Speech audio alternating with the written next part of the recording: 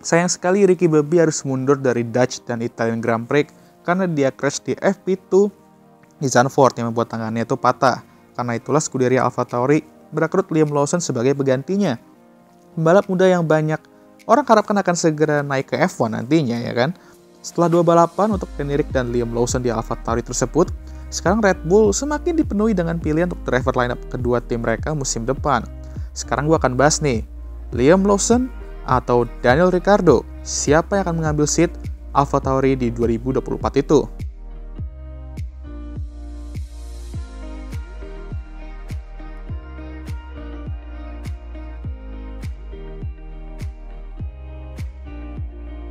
Ricky Bobby pindah ke AlphaTauri untuk sisa musim 2023 dengan beberapa tujuan.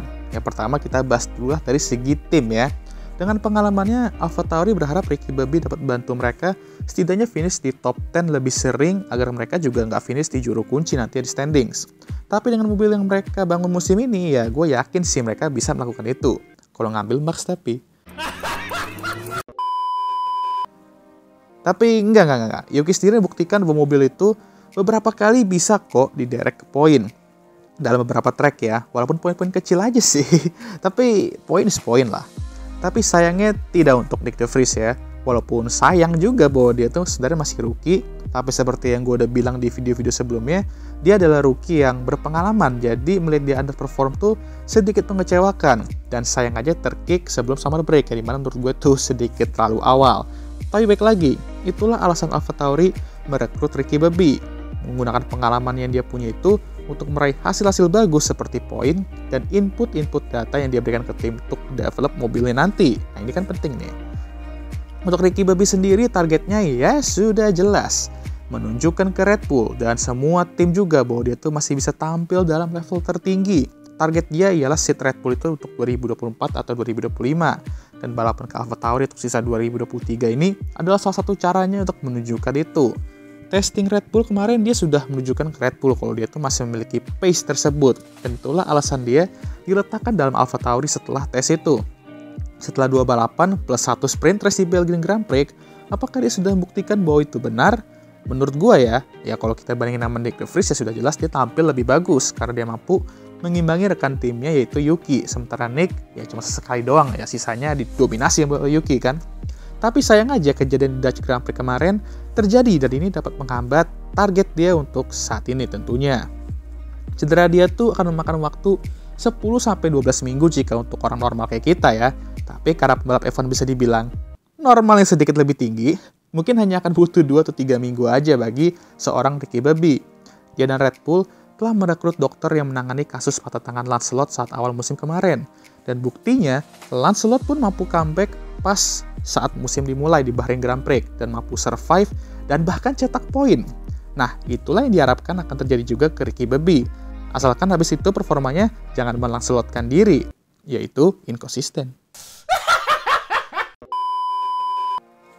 Dan kalau misal bisa comeback pun, track comeback dia mungkin bakal sedikit brutal karena target dia tuh comeback di Singapore Grand Prix. Yang dimana itu sendiri sudah merupakan track yang brutal untuk pembalap dalam kondisi normal. Apalagi pembalap yang baru recovery dari cedera parah ya kan. Ya bagaimanapun semoga aja Ricky Bobby bisa segera comeback dan bisa terus memenuhi targetnya musim ini. GWS ya bang. Nah sekarang kita ke Magne, Liam Lawson Supermarket. Timing debut dia pun juga tidak begitu bagus. Udahlah dia hanya free practice sekali di track Zandvoort yang udah cukup berat dan hujan juga. Ya cobaan.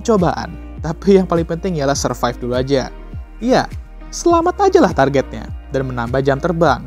Qualifying ya berjalan sesuai harapan sih, finish di posisi terakhir.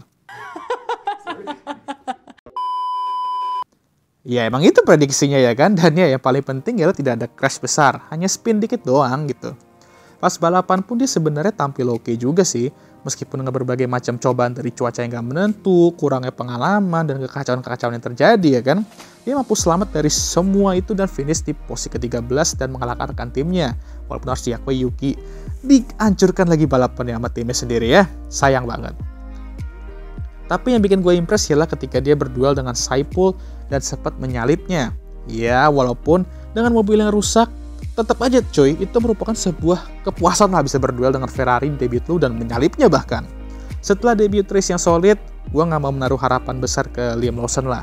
Melihat pengalaman masa lalu juga ya kan, takutnya lu udah impress sama seorang rookie di debutnya, terus dikasih full time seat, habis itu malah jadi korban Hadouken bahaya berikutnya.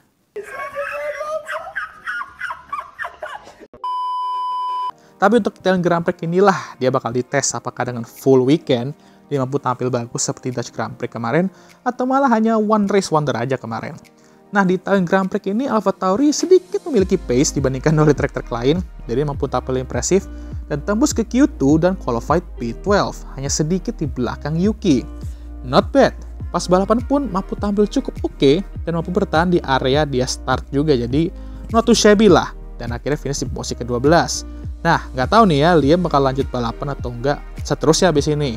Karena semua masih tergantung sama kondisi Ricky Bobby nantinya.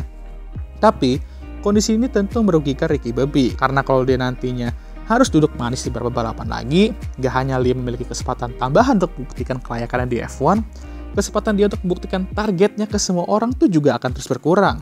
Tapi di saat yang sama, dia juga nggak bisa meresikokan hal-hal yang nantinya bakal berdampak besar ke karirnya. Ya, kalau kata legenda ya sebaiknya jangan terlalu gegabah lah. Liam bisa menggantikan Ricky Bobby itu sampai US Grand Prix. Karena pas Mexican Grand Prix, dia ada ronde terakhir Super Formula. Jadi ya kita lihat aja butuh berapa lama Ricky Bobby untuk recovery. Tapi setelah 2 balapan dari Ricky Bobby dan Liam Lawson, dan melihat hasil-hasilnya, siapakah yang paling cocok? Karena 2 pembalap ini tentunya ingin berada di F1 musim depan, khususnya di seat AlphaTauri itu. Red Bull makin mumet aja ya kan, mau siapa yang mereka taruh situ ya? Menurut gue ya, akhir musim nanti bakal menjadi penentuan terakhir mereka mau taruh siapa di AlphaTauri itu. Yuki udah pasti dipertahankan lah, udah tampil sebagus itu, tapi kalau nggak dipertahankan keterlaluan sih. Checo juga harusnya juga udah amat untuk 2024, tapi tidak untuk 2025. Nah, disinilah Ricky Bobby berharap nantinya dia akan dipertimbangkan untuk kursi Red Bull 2025 itu. Tapi tidak jika Liam lah yang nantinya mendapatkan seat AlphaTauri itu di 2024. Sekarang AlphaTauri ya punya 2 pilihan. Kalau mau ngambil pengalaman on track dan development mobil, ya ambil Ricky Bobby, jelas. Dan berharap dia masih bisa tampil bagus nantinya. Kalau mau tetap berada di jalur visi misi AlphaTauri yang dimana itu mengembangkan talenta muda, ya ambil Liam Lawson dan berharap dia mampu menunjukkan perkembangan yang signifikan seiring berjalannya waktu. Kalau gue jadi AlphaTauri, gue sudah jelas dan tidak dapat diragukan lagi bakal ambil Lord dari segala Lord, Lord Mahavir.